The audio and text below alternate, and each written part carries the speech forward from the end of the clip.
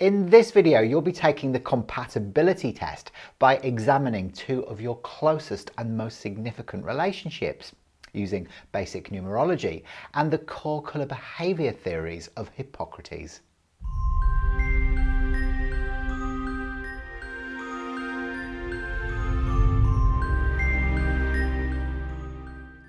I'm Hayden Crawford and I'm a wellness coach specialising in colour therapy. So most people have one core blueprint and then maybe one or two supplementaries, which might be less obvious. By deciphering which ones apply to you can not only help you understand yourself and other people better, but it'll also help you consciously choose more compatible relationships in your life moving forward. So what are the colour archetypes? I'm going to simplify this for you for ease. So first of all, we start with the reds. Now the reds are very quick and they're happy to take control when required. Now, they can be a little bit difficult to deal with and have been known to sort of tread over people to get to where they want and to attain the success that they desire. They're the archetypal warrior and it's governed by the element of fire. So these people very much will kind of use the sword to get to where they need to get to in life. Reds are dominant and they love to be in control.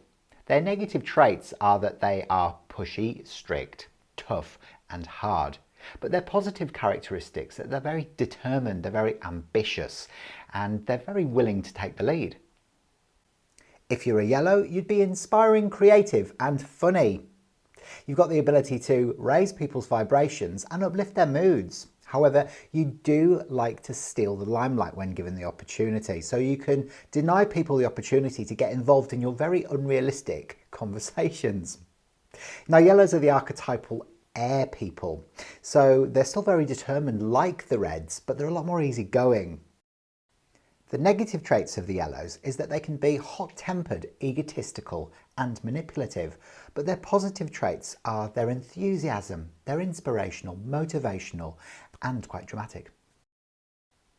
Greens are great company as they've got easygoing natures and they genuinely care for other people.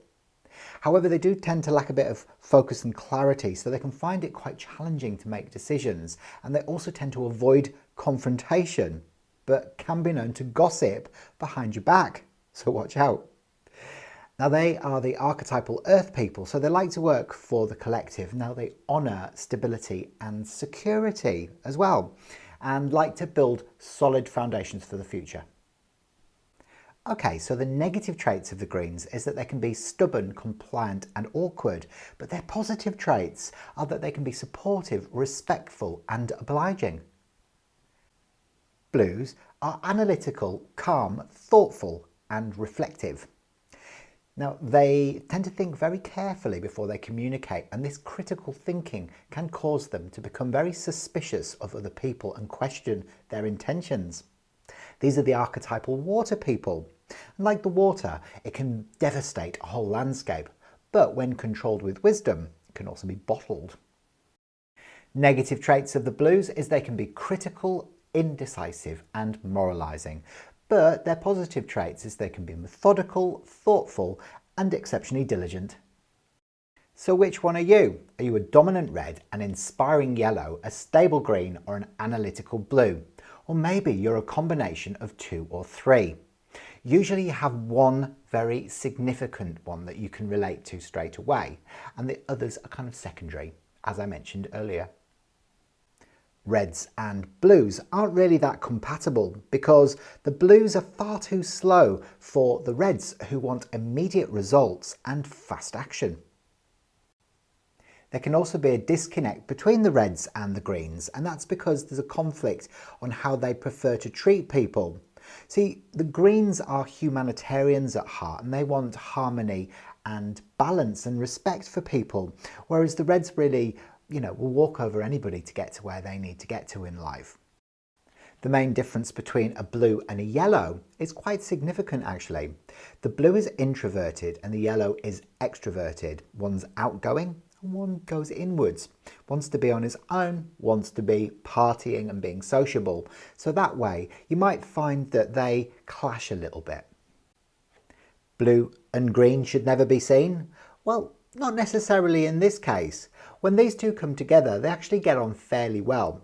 The blue is quite introverted, the green likes harmony, so there won't be any disruptions going on within this relationship. But they might find that one is a little bit critical of the other and the other one then gossips about the other one behind its back. Two reds coming together can be a little bit of an explosive pairing because both are dominant and want to take the lead. So expect fireworks with this dynamic. If you get a yellow and a red coming together, it's a little bit better because both want to get results. However, the constant conversations and unrealistic expectations of the yellow can do the head in of the realistic red. Two greens coming together will create a very balanced and stable environment. Green sits in the centre of the colour spectrum, so it is all about harmony. So when these two actually get together, they will want peace and tranquility within that dynamic. Two blues coming together, well, they might find it quite difficult making any decisions whatsoever. They're both quite analytical and they tend to do things very slowly, so it could be a long, hard struggle to get anything achieved. Two easygoing and sociable yellows coming together will have a lot of fun. There'll be constant conversations, lots of laughter. But after an initial burst of enthusiasm, they might find that they go off on a bit of a tangent, so they might find it difficult to focus. In a team environment, it's really important to have a representative from each of the different colour camps. Now that is because this will create balance and harmony within that environment, and they all have complementary skills which enable them to be able to get the best outcome in the quickest possible time. Too much of one colour and it can cause absolute devastation. So the secret is to honour people's skills and experience for exactly who they are and bring it all together in a huge, great big collaborative. That is where the magic starts to happen. Okay, so let's move on to numerology now. As we know, it can be used to estimate the potential for a long-term compatibility with a prospective partner. It's very accurate and it will help you to maintain healthy dynamics within the relationships that you choose. It can also be used to address issues within an existing relationship and see it from a fresh perspective. The most important number in your comparison is the ruling number. Now this can be calculated by adding up all of the numbers in your date of birth and then reducing them down to a single digit. Now, if yours adds up to a 10, I want you, for the purpose of this exercise only, to reduce it down to a 1. If you're an 11, I want you to reduce that to a 2. And if you're a 22, I want you to add the 2 and 2 together and reduce it to a 4. Okay, so it's exceptionally beneficial for you to build a relationship with a partner who has a compatible ruling number to yours. And this is because those dominant personality traits and those characteristics will always be present in both of you.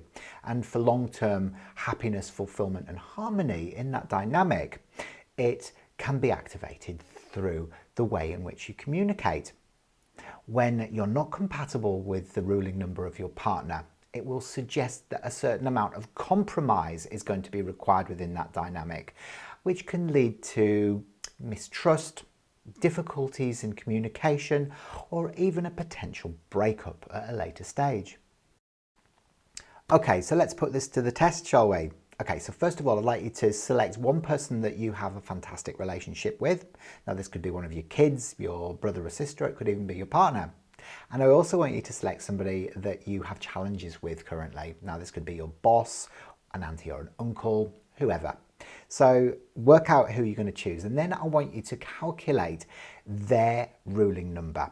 Okay, so you already know yours. I want you to calculate theirs next. Okay, so have you done that now? Great. The next step is to analyze this chart and tell me if your ruling numbers are a great fit, whether they're usually compatible, whether they're neutral, or whether they require some compromise. The final step is to put your core behavioural colour together next to theirs and your ruling numbers, and then leave those details in the comments section below. Once I have a look through them, I will then send you a response with some more information about that dynamic, which will help you along the way. Sound good? Great. and you know what's coming next. Please remember to subscribe to this channel and click the bell for future notifications, and then watch my next video. I'll be back next week with some more colourful insights. See you very soon. Bye for now.